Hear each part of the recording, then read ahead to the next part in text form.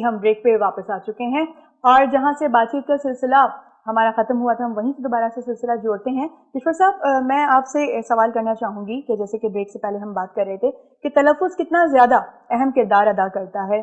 اگر آپ کہیں پرفارم کر رہے ہیں, کہیں شاعری پڑھ رہے ہیں, کہیں کوئی اقتباس پڑھ رہے ہیں, کسی محفل میں بیٹھ کے آپ گفتگو کر رہے ہیں, تو تلفظ نارملی میں نے نہیں دیکھا کہ لوگوں کا اردو کا تلفظ درست ہے. کتنا اہم کردار ادا کرتا ہے؟ اس کی وجہ یہ ہے کہ شعر ذرا سے ایک رکن اگر شعر کا آگے پیچھے ہو جائے تو شعر بے بہر ہو جاتا ہے. اگر آپ نے تلفظ غلط ادا کر دیا اور اس میں شعر کو آپ نے وزن میں کر بھی لیا تو جب آپ صحیح تلفظ میں اس کو پڑھیں گے تو وہ بے وزن شعر ہوگا. تو شعر میں تو تلفظ بہت اہم ہے, ویسے بھی تلفظ کی اہمیت ہے ظاہر ہے. وہ جیسا کہ آپ نے کہا کہ بہت سارے لوگ تلفظ صحیح نہیں ادا کرتے, تو وہ بہت سارے لوگ ہیں ایسے جن کا تلفظ واقعی صحیح نہیں ہے لیکن وہ پڑھتے نہیں ہیں. پڑھنا چاہیے, اساتذہ کو پڑھنا چاہیے, سمجھنا چاہیے کہ اگر کچھ ہم لکھنے جا رہے ہیں. دیکھیے جب ہم کچھ لکھتے ہیں نا تو لکھنے کا مطلب یہ ہوتا ہے کہ ہم ظاہر ہے وہ عوام کے سامنے جائے گا اور عوام اسے دیکھیں گے اور ہماری ذمہ داری ہے کہ وہ چیز صحیح ہو. تو جب ہم لکھنا کی کوشش کریں تو اس سے پہلے ہمیں پڑھنا بہت ضروری ہے, بلکہ کافی پڑھنا ضروری ہے. اس کے بعد آپ کو پہلا لفظ لکھنا چاہیے. بغیر پڑھے لکھیں گے تو یہ تلفظ کے معاملات اور سارے معاملات ہیں خراب ہو جائیں گے سارے معاملات. کشور صاحب آپ مجھے بتائیے گا کہ جیسے بہت سے موضوعات پہ قلم اٹھاتے ہیں شعراء اور ادیب, کون سا آپ کا پسندیدہ ٹاپک رہا ہے جس کے اوپر آپ سمجھتے ہیں کہ آپ نے اپنا دی بیسٹ لکھا ہے اس کے؟ دیکھیے شاعر کو یا ادیب کو تو ہر موضوع پہ لکھنا چاہیے, اور روایتی شاعری اب تھوڑی تھوڑی معدوم ہوتی جا رہی ہے, ختم ہوتی جا رہی ہے. جو ہمارے اساتذہ کر گئے, ایسا نہیں ہے کہ وہ شاعری نہیں تھی, بہت اچھی شاعری ظاہر ہے اساتذہ نے کی ہے, لیکن وقت کے ساتھ ساتھ حالات تبدیل ہوتے ہیں. آج کا شاعر آج کی بات کر رہا ہے, وہ آج کی شاعری کر رہا ہے, اور یہی میرے خیال میں تقاضا ہے وقت کا. میں بھی آج کی بات کرتا ہوں, اور جو لوگ جو نوجوان شعراء آج کل شاعری کر رہے ہیں وہ بھی آج کی بات کرتے ہیں. تو ہر موضوع کو اپنے اس میں لانا چاہیے قلم میں لکھنے کے لیے. آپ کو جو آپ لکھ سکتے ہیں, آپ کی فکر کہاں تک جا سکتی ہے, آپ کی سوچ کہاں تک جا سکتی ہے, کیا پیغام ہم اپنی شاعری کے سے دے سکتے ہیں, یہ ہمارے ہاتھ میں ہوتا ہے, ادیب کے یا شاعر کے ہاتھ میں, کہ ہم کوئی پازیٹیو پیغام دے سکتے ہیں یا نیگیٹو دے سکتے ہیں. تو جو لوگ لکھ رہے ہیں اور جو سمجھتے ہیں کہ ان کی ذمہ داری ہے وہ لکھ رہے ہیں, اچھا لکھ رہے ہیں, اور پازیٹیو پیغام جا رہا ہے, ایک مثبت پیغام جا رہا ہے. بالکل. ڈاکٹر صاحب میں آپ کی طرف آتی ہوں. اب جیسے کہ اسٹارٹنگ میں نے کہا کہ آپ نے بڑے ناموں کے ساتھ کام کیا ہے, جمیل جالبی صاحب کے ساتھ, ڈاکٹر ابوالحسن صدیقی صاحب, ڈاکٹر فرمان فتح پوری صاحب. اچھا آپ کا جو دور تھا نا اور آج بہت ڈفرینٹ ہے. اس وقت جی میڈیا ہے اور انٹرنیٹ ہے, گوگل ہے, جس نے ریسرچ کا کام کرنا ہے, ایون پی ایچ ڈی بھی کرنا ہے, تو اس کو بڑی آسانیاں ہیں. آپ نے جس زمانے میں وہ تمام کام کیے اور اس وقت بہت زیادہ فرق ہے. کیا فرق آپ کو محسوس ہوتا ہے؟ بہت صحیح سے آپ نے اچھا سوال لیا.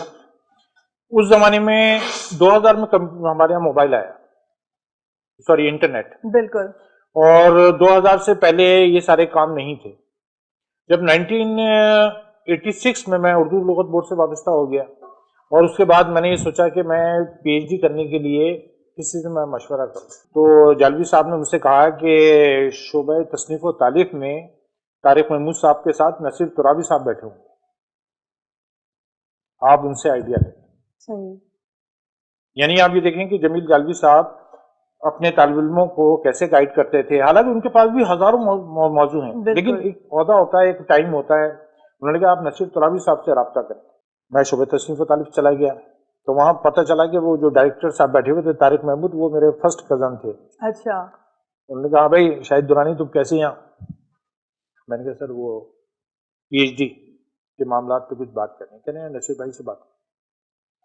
نصیر ترابی صاحب نے میرا 5-10 منٹ کا انٹرویو لیا, اور 5 منٹ میں انہوں نے حل نکال کے دے دیا کہ تمہارا جو ایک سوال انہوں نے یہ کیا کہ تم نے اپنے شعبے میں نصاب کے حوالے سے کون سی کتاب کی کمی محسوس کی جو آپ کو کتاب نہیں ملی. میں نے کہا پاکستان ڈرامے تو کام ہی نہیں, یعنی ڈرامہ کیا چیز ہے, کچھ ہسٹری ہے ہی نہیں ہمارے پاس. اور ظاہر ڈرامہ ہمارا شعبہ اس میں ایم اے کی کلاس میں نصاب کا حصہ ہے. بالکل. تو وہ کہنے لگے کہ تم پاکستان میں اردو ڈرامے کے سماجی و ثقافتی اثرات کے اوپر کام کرو. کیا بات ہے. یہ مجھے نصیر ترابی صاحب نے پہلے, یعنی آپ سمجھیں کہ 1996-98 کی بات ہے. تو اس موضوع پہ اس سے پہلے کسی نے قلم اٹھایا تھا, کسی نے ریسرچ کی تھی؟ اس سے پہلے ایک ڈاکٹر نسرین پرویز کر کے تھی, انہوں نے پاکستان کے ڈرامے پہ رائے طالب علموں سے لی تھی کہ ڈرامہ کیا کر رہا ہے، ڈرامہ سے اچھا ہے خراب ہے. یعنی ایک ہوتا ہے نا کہ پیپر تمام لوگوں کو دے دیا جاتا ہے جامعہ کراچی میں، بالکل شعبے کے نگران ہیں، شعبے کے جو بھی ہیں طالب علم ہیں، کہ بھئی آپ بتائیے کہ پاکستان کا ڈرامہ کہاں کھڑا ہے. تو اس کے اوپر نسیم پرویز نے بہت اچھا مقالہ ہے ان کا، وہ بھی یہی مسائل کے اوپر ہے. تو وہ نسیم پرویز صاحبہ نے یہ کام کیا تھا. لیکن میرا مین جو ٹاپک تھا وہ یہ تھا کہ پاکستان میں ڈرامے کا ارتقاء کیسے ہوا، ماضی میں برِ صغیر میں ڈرامے پہ کس طریقے سے، یعنی کہ ان ڈراموں نے معاشرے پہ کیا اثرات ڈالا. یہ بہت اہم اور یہ چیز اہم نیٹ topic پہ ہے. نہیں تھی. ہاں جو بالکل آپ کا سوال ہے نا امپورٹنٹ، اس کے لیے آپ یقین کیجئے گا کہ میرے گھر میں نے اس شوق میں ڈرامے کے اس میں میرے کم سے کم 1000 سے اوپر کتابیں ہیں، ماشاء جس میں اللہ، انڈیا اور پاکستان کی ساری کتابیں شامل. کیا بات ہے. مجھے پی ایچ ڈی کرنے کے لیے کسی یونیورسٹی جانا نہیں پڑا. ایک میری اپنا جو اردو لغت بورڈ تھا جہاں کتابیں موجود تھیں، اور اس میں ہندوستان میں ایک کام کیا تھا ڈاکٹر علیم عبدالعلیم نامی نام کے نام سے، نامی نام تھا ان کا، تقلص استعمال کرتے تھے وہ. انہوں نے بھی پاکستان میں اردو تھیٹر کے اوپر کام کیا تھا. صحیح ہے، ڈرامے اور تھیٹر میں فرق ہے. فرق ہے، بالکل فرق. نیٹ سے کوئی سہولت نہیں مل سکی. آج میں دیکھتا ہوں کہ سب چیزیں وہ ہمیں مل جاتی ہیں. بالکل تو یہ فرق تو ہے یہ موجود. فرق ہے بالکل. کشور صاحب میں آپ کی جانب آؤں گی. آپ مجھے بتائیے گا کہ نارملی ایسا ہے اردو ادب سے تھوڑی نوجوان ہماری جو نسل ہے نا تھوڑا گیپ ہے. ایک وقت تھا، اگر میں ڈاکٹر صاحب جس وقت یہ تمام مشاعروں کی بات کر رہے ہیں، جن بڑے لوگوں کے نام لے رہے ہیں، اس وقت ایک باقاعدہ جنٹری ہوتی تھی ان کو اٹینڈ کرنے کے لیے، شوق تھا، لوگ بھاگ بھاگ کے جاتے تھے. اس وقت آپ مشاعروں میں جاتے ہیں، آپ کو لگتا ہے کہ ہماری نوجوان نسل وہاں پہ ایک بڑی تعداد میں موجود ہوتی ہے. کیوں نہیں ہے یہ، کیوں دوری کیوں ہے؟ صرف ادب سے ہی نہیں، نوجوان تو مطالعے سے ہی دور ہو گیا ہے، پڑھائی سے ہی دور ہو گیا ہے. اردو پڑھنا اور اردو لکھنا اور اردو آپ کو جو ہمارا سسٹم ہے ایجوکیشن کا، اس سے آپ کو اندازہ ہے کہ اردو گنتی نہیں آتی چھوٹے بچوں کو، اردو پڑھ نہیں سکتے. تو جب ہماری بنیاد ہی ایسی ہے، سسٹم ہمارا ایسا ہے، تو جب وہ بڑے ہوتے ہیں بچے تو ان کو اردو سے نہ دلچسپی ہوتی ہے نہ ان کا شوق ہوتا ہے. تو لوگ پڑھنے سے، مطالعے سے دور ہو گئے. سب سے اہم بات یہ مشاعرے میں آنا اور نہ آنا تو ایک پھر بھی ثانوی چیز ہے. ہمارا نوجوان اردو کتاب سے ہی دور ہو گیا. انٹرنیٹ نے جہاں بہت فائدے دیے ہیں وہاں کتاب سے دوری ہو گئی ہے. کتاب ختم ہو گئی ہے، لوگوں کا مطالعے کا شوق ختم ہو گیا ہے. لہٰذا وہ معلومات، ساری معلومات تو انٹرنیٹ سے مل جاتی ہیں بالکل لوگوں کو. بالکل مل وہ جاتی ہے. ایک یہ مسئلہ ہے کتاب سے دوری کا. اور جب کتاب سے دوری ہے تو ظاہر ہے پھر تہذیب سے بھی دوری ہے، ادب سے بھی دوری ہے. مشاعرے میں آتے ہیں نوجوان، آتے ہیں، ایسا نہیں ہے کہ سب دور ہیں، لیکن جو نوجوان شاعری کا شوق رکھتے ہیں، ادب کا شوق رکھتے ہیں، جو لکھ بھی رہے ہیں، تو آج ہم دیکھتے ہیں کہ اگر کہیں مشاعرہ ہے یا کوئی ادبی محفل ہے تو اسی سے متعلق لوگ آتے ہیں جو لکھ رہے ہیں. نوجوان خود بزرگ ہیں جو بھی ہیں، وہ لوگ بلائے بھی وہ لوگ جاتے ہیں. سامعین مشاعرے کو ایک ایونٹ سمجھ کے تو آ جاتے ہیں، لیکن اس میں پارٹیسپیشن ہاں ان کی پارٹیسپیشن نہیں ہوتی ہے. کتاب سے بہت زیادہ دوری ہو گئی. اچھا میں تھوڑا سا یہاں پہ کنٹریبیوٹ کرنا چاہوں گی. پچھلے دنوں میں کتاب پڑھی تھی، اس میں باقاعدہ طور پہ، کیونکہ کتاب ایک تربیت ہے، بالکل آپ کو کسی مدرسے کی جانے کی ضرورت نہیں ہے کہ جو کتاب آپ کو سکھا دیتی ہے. تو اس میں ایک چھوٹا سا واقعہ میں پڑھ رہی تھی کہ ایدھی جب اسکول جایا کرتے تھے تو ان کی والدہ باقاعدہ طور پہ ان کو 2 آنے دیتی تھیں اور یہ سکھا کے بھیجتی تھی کہ ایک آپ نے اپنے لیے رکھنا ہے اور ایک آپ نے کسی کو دے دینا ہے. تو سیکھنے کا عمل یہاں سے شروع ہوتا ہے کہ ہمیں گھروں سے ہی سکھایا جاتا ہے کہ آپ نے دینا بھی ہے، بانٹنا بھی ہے. یہ چیز میں نے کتاب سے سیکھی. لیکن جب کتاب پڑھنے کا رواج ہی ختم ہو گیا ہے تو مجھے یہ بتائیے تو پھر ہم کیسے باشعور بنیں گے؟ معاشرہ کیسے پروان چڑھے گا ہمارا؟ گھروں میں لائبریریاں ہوتی تھیں وہ ختم ہو گئی ہیں. ختم ہو گئی. کتاب پڑھنے مطلب اس طرف تربیت بھی نہیں کی جاتی. معذرت کے ساتھ والدین بچوں کی تربیت بھی نہیں، مطلب وہ انہیں ڈاکٹر انجینئر بنانے کے لیے تو کوشش کرتے ہیں اور محنت بھی کرتے ہیں. انگلش لینگویج ہمارا نظام تعلیم ہے سارا، اس سے پڑھتے ہیں، لیکن کتاب سے دوری. میں نے تو کوشش کی اپنے گھر میں، اپنے بچوں کو میں نے رسالے اردو لگا کے دی اور الحمدللہ اس کا نتیجہ نکلا کہ بچے اب کم سے کم اردو سے دور نہیں ہیں. آپ کے گھر کا یہ ماحول جب آپ چھوٹے تھے، جب ان ادوار سے آپ گزر رہے تھے، تو آپ کے پیرنٹس بھی اسی طرح سے، کیا ماحول تھا آپ کے گھر کا؟ بالکل ایسے ہی میرے گھر کا ماحول بھی ایسا ہی تھا. دیکھیں اس دور میں تو کتاب کو پڑھنا صرف ادیب اور شاعر کا کام نہیں تھا. وہ تو گھروں میں لائبریریاں ہوتی تھیں، میں نے ذکر کیا.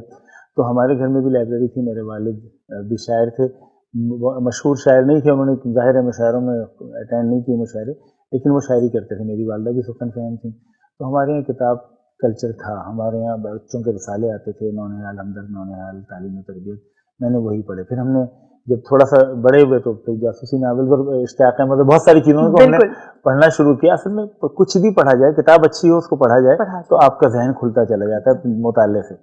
تو اس وقت تو یہ ماحول تھا, آج یہ ماحول نہیں ہے, اور جن لوگوں نے یہ ماحول اپنے گھر میں رکھا ہوا ہے وہ مبارکباد کے قابل ہیں, بالکل ایسا ماحول رکھا ہوا ہے. بالکل ایمانداری سے مجھے بتائیے گا کہ اردو لغت بورڈ سے آپ کا تعلق ہے, تو کس حد تک ڈیلی بیسس پہ لوگ وہاں پہ کتابوں کی دلچسپی لیے ہوئے وہاں تک آتے ہیں؟ 1985 میں جب میں اردو لغت بورڈ گیا تو وہاں ایک بڑا ہال جو بنایا گیا تھا ادارتی عملے کے لیے, وہاں اس وقت 70 آدمی بیٹھے ہوئے تھے, یعنی کرسی سے کرسی لگی ہوئی تھی, اور سارے لوگ ہمتن بالکل بینک میں اس زمانے میں جیسے کام ہوتا تھا کہ کوئی کسی سے بات نہیں کر سکتا. تو وہاں میں نے جان ایلیہ صاحب کو دیکھا, اور جان ایلیہ جو قادر الکلام آج وقت نے ثابت کیا کہ اس وقت ہمارے یہاں کے ایک بڑا شاعر برِ صغیر کا. مجھ سے ملنے کو آپ آئے ہیں, بیٹھیے میں بلا کے لاتا ہوں.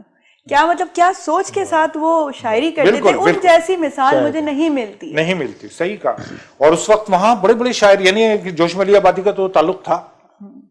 اچھا یہ دیکھیں کہ جوش ملی آبادی موجود ہیں, اور جان ایلیہ بھی ہیں, اور شان الحق حقی صاحب بھی ہیں, جبکہ ڈاکٹر فرمان فتح پوری صاحب بھی شاعری کرتے تھے لیکن وہ شاعری مجموعہ کبھی نہیں لائے. اچھا 1985 میں ہمارے فرمان فتح پوری صاحب آ چکے تھے, انہوں نے آ کے 19 لوگ اپائنٹ کیے, جس میں الحمدللہ میں بھی ایز اے بنیادی طور پہ اسکالر کے طور پہ اپائنٹ ہوا. اور آج یہ بھی بڑی خوشی کی بات میں کہتا چلوں کہ جس پہ مولوی عبدالحق صاحب پہلے مدیر اعلیٰ تھے, تو آخری مدیر اعلیٰ اس اردو لغت بورڈ کا میں منتخب ہوا ایز اے قائم مقام. جب عقیل عباس جعفری 2019 دسمبر میں گئے ہیں تو دوسرا لیٹر میرے پاس آیا ہے کہ لک آفٹر آپ کریں گے, کہ الحمدللہ میں آج تک اس ادارے میں موجود ہوں.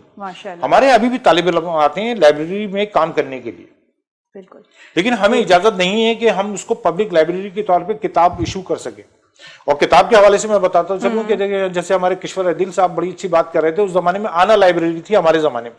ٹھیک ہے, تو یہ اردو سے محبت کے تعلق سے میں بات بتا رہا ہوں.